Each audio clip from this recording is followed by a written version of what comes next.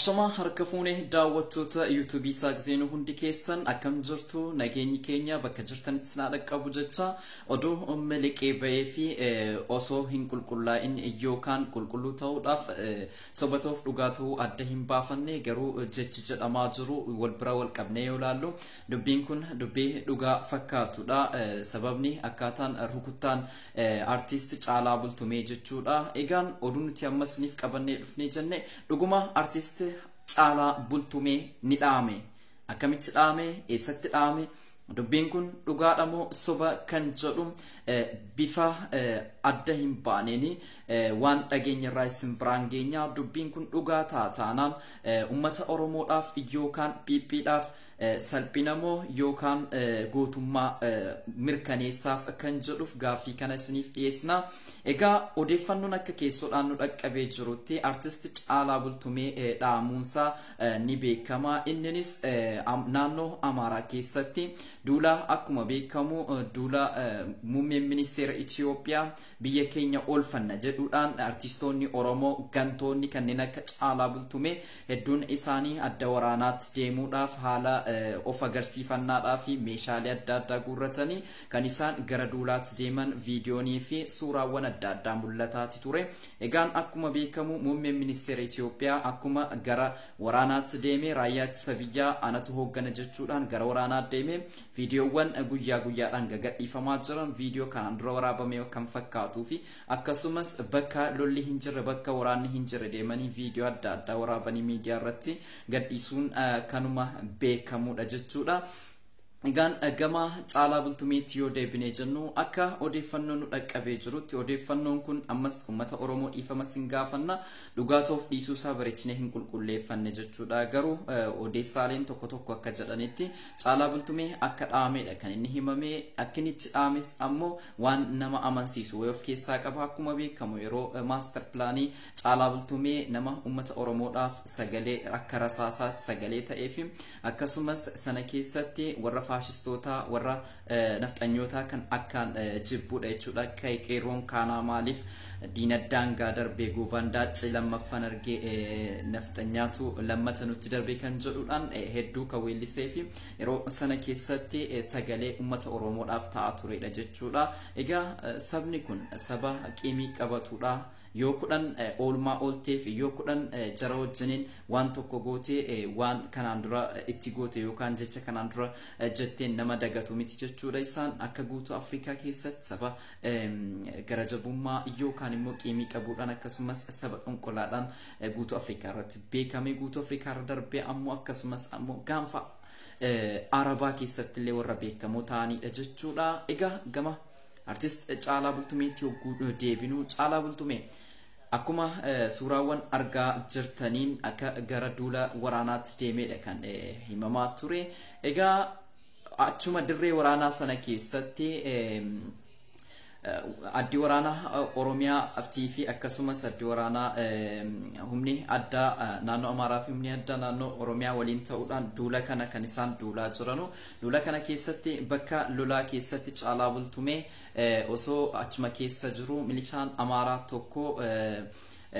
itti dhukaasuudhaan kan miila keessa rukutee jedhameeti odeeffannoon kun kan nu dhaqqabe. Innis akkamitti akka dhukaasee osoo meeshaa qaqqajeelfadhu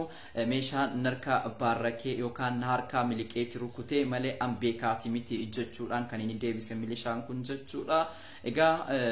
erga sana booda wal ildiimaan Phiphiidhaa fi warra Amaaraa gidduutti kan geessifamaa turee fi walitti bu'iinsi hamaan illee akka uumame kan dhaga'amaa jiru. Sanarra darbee osoo meeshaa qaqqajeelfadhuuti kanan rukutee kanaafuyyuu dhiifama jechuudhaan boo'ee akka nama Caalaadhaaf gaddeetti kan inni fakkeessaa ture akka jedhamaa jirutti. Sana booda walildiimaanii fi walgaarreffannaan qaama kana lamaan gidduutti hedduu adeemaa ture. Sana booda Caalaan illee dhuskaadhaan magaalaa Dabra Birhaan hospitaala Dabra Birhaan keessatti akka yaalamaa jirudha kan ibsame. Dubbiin kun ammas taanaan dhugaa ta'ee suba ta'ee ammallee bareechinee wanti nu adda baasne hin jiru. Kana guutummaan guututti adda baafne kan isin biraan geenyu ta'a. Dubbii keenya irratti Caalaan yoo rukutame Oromoodhaaf gammachuudha moo gadda kan jedhudha. Waa lamaan tilmaamuu ni dandeenya. Caalaa jechuun waa hedduuf keerkaa qaba harka dhiigaan nama laaqamedha jechuudha akkuma beekamu Muhammad ajjecha Muhammad Sayyidii wal qabate maqaan isaa yeroo dheeraa keessatti kan ka'aa turee fi amma yoonaatti illee dhugaan sun osoo jiru gadi qabamee akka jirudha kan beekamu ajjecha kana keessatti dhibbaan dhibbatti akka harka keessaa qabu nuti illee dhimma kana irratti gadi fageenyaan osoo qorataa jirru dhimma kana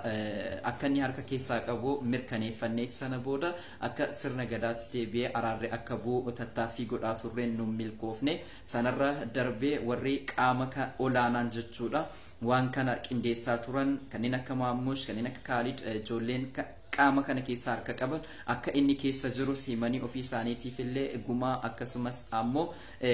kiisii kan jedhamu sana baasanii maatii miidhamaa kanaan araaramanii jiru garuu inni jecha kana inni waakkatee jarri garuu akka inni harka keessaa qabu guutummaan guutuutti maniru waan kana Oromoon guutummaan guutuutti ni beeka jechuudha yeroo sana keessatti waldiddaan gandaaf gaddatti illee ka'eeti ture jechuudha egaa gama kanaan caalaan uummata Oromootiif dhiibbaa akkamii godhee bu'aa akkamii uume kan jedhuudhaaf bu'aa inni uume dhugaa dubbachuudhaaf taana yeroo maaster pilaanii sana keessatti bu'aa gurguddaa uumeetti jira buuseetti jira sagaleen isaa haalaan namatti tola sirboonni isaallee qeerroowwan akka gara adda waraanaa deemanii yookaan akka falmatan kan kakaasaa turedha jechuudha gama kanaan galata guddaa uummata Oromoodhaa qaba gama aartiitiin jechuudha sagalee isaatiin akkasumas dandeettii isaatiin nama gidraa uummata Oromoo irra ga'aa jiru dandamachuu dadhabee bosona seenee Jaafar wajjin bosona seenee nama falmaa turedha achirraatii gara Dabuu Afrikaa deemee jireenya isaatti godhataa ture achittis ammoo shira addaa yookaan daba ilmaan Oromoo irratti nama qulqulluu irratti hojjetee maqaan isaa badaa ture sana booda dhokatee bakka itti baqatullee dhabee dhokatee biyyatti deebi'ee ture Jaafar Yusuf dhiyeenya kan biyyatti deebi'e jechuudha isaa galee keetii kan inni biyyatti deebi'e Jaafar ejjennoo isaa ganamaa hin gadhiifne hanga yoonaatti uummata Oromoo wajjin dhaabbataa jira weelluullee kan inni weellisu uummata Oromoodhaaf weellisa malee dhaaba tokkoof kan inni weellisu miti jechuudha egaa caalaan erga jijjiiramni kun dhufee jijjiirama kana jala dhokachuudhaan ammas shirawwan adda addaa dhaadannoowwan adda addaa uummata Oromoo yookaan bu'aa kanaan dura uummata Oromootiif buusaa ture harka xurii sanaan faaluudhaan akka bu'aa inni buusaa ture hin mul'annes godhaa ture jechuudha amma caalaan uummata Oromoo biratti jaallatamaaf hin jaallatamu warri mootummaa kana deeggaran jaallachuu danda'u warri mootummaa kana deeggarre warri miidhamaa jiran uummanni Oromoon qulqulluu warri ta'an mootummaa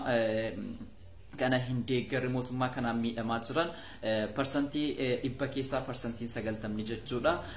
caalaa hin jaallatanii yeroo ammaa kana keessatti nama mootummaa kana cinaa dhaabbatuu fi mootummaan kun uummata Oromoo osoo inni ajjeesaa jiru osoo inni miidhaa jiru osoo inni dararaa jiru waa kana hunda osoo argu mootummaa kana cinaa dhaabbachuun isaa akkasumas weelluuwwan adda addaa mootummaa kanaaf weellisuun isaallee akka inni uummata Oromoo biratti jibbamu godheetti jira egaa caalaa bultumee rukutamee hospitaala jira jechuun odeeffannoon dhaqqabee dhugaatoof dhiisuusaa adda baafannee barraa garuu maddii achirraa dhufe kuni odeessaaleen sababni inni itti rukutame nama kan amansiisuudhaa fi dhugaa kan fakkaatudha jechuudha dubbii kanarratti uummanni Oromoo Oromummaa isaaniitiif falmataa turan yeroo ammaa kana keessatti Wallagga keessatti mootummaan kuni kan inni ummata nagaa drooniidhaan rukutaa jirutu jira namoonni dhibba meeqa ta'an guyyaa kaleessa drooniidhaan rukutamanii barbadaa'anii jiru ummanni Wallaggaa yeroo ammaa kana keessatti dhiigaa akkasumas qeen isaanii barbadaa'ee maatiin hedduun bakka tokkotti kan dhumantu jira jechuudha yeroo kana keessatti mootummaa kana wajjiniin dhaabbachuu jechuun diina caaluu fi diina jaarraa 21ffaa keessatti lammaffaa seenaan isaallee yoo kudhan waan gaarii hojjete seenaan isaa akka inni bareedu hin taane jechuudha yoo kudhan toobate illee jechuudha yoo inni kanaan duraatti ta'e yeroo ammaa kana keessatti maqaa Oromootiin uummanni mootummaan uummata kana daguugaa jiru cinaa dhaabbachuun akka lammaffaa doogora kanarraallee Oromoonni bilisoomee keetii uummanni Oromummaan akkuma itti fufetti jira kanaan duras yeroo OPDO keessatti yeroo kanaan dura mootummoolee darban kana keessatti uummatuma Oromoo cabsaati ture egaa dogoggorri akkanaa lammaffaa kan uumamni qubee jenereeshinii kana keessatti kan wanta akka kana uumamuun isaa baay'ee kan nama gaddisiisudha jechuudha mootummaa kana bira namni dhaabbatu yeroo ammaa kana keessatti baay'ee diina Oromoo isa guddaa fi isa haadhoodha jechuudha egaan daawwattoota kan keenya odeeffannoo dhimma caalaa bultumee irratti odeeffannoo qulqulluu kan dhugaa ta'es jala buunee isinitti himna. Kun ammaaf maddi isaa hin beekamu, dhugaa ta'uuf dhiisuun isaan beekamu. Waan daawwattaniif guddaa galatooma.